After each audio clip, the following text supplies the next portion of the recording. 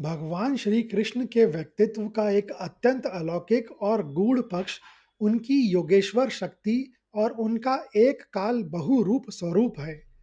वैसे तो उनके जीवन की हर लीला दिव्य है, किंतु द्वारका के वैभव के समय देवर्षि नारद द्वारा देखा गया उनका विस्तार यह सिद्ध करता है कि वे केवल एक व्यक्ति नहीं, बल्कि स्वयं पूर्ण ब्रह्म हैं।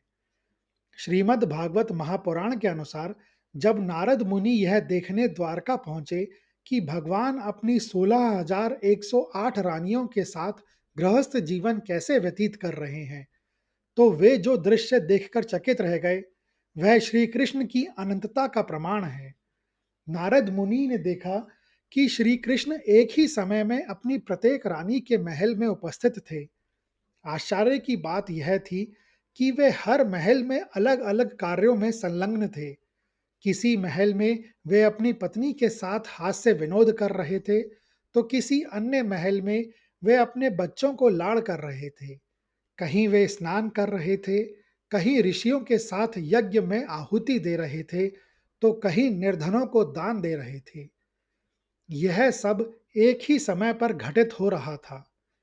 नारद मुनि ने अनुभव किया कि श्री कृष्ण ने स्वयं को हजारों रूपों में विभाजित कर लिया था और प्रत्येक रूप स्वतंत्र रूप से अपना कर्तव्य निभा रहा था। यह प्रसंग केवल एक चमत्कार नहीं है, बल्कि यह श्री कृष्ण के पूर्ण अवतार होने की पुष्टि करता है।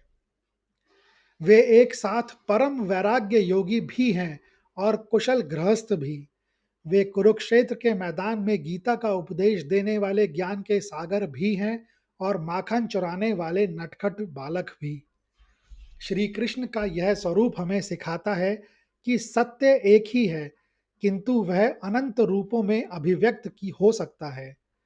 उनका जीवन इस बात का प्रमाण है कि कर्म करते हुए भी आत्मा को परमात्मा के साथ जोड़कर रखा जा सकता है। वे हमें सिखाते हैं कि संसार के सभी उत्तरदायित्वों को निभाते हुए भी अपनी दिव्यता और शांति को कैसे सुरक्षित रखा जाए।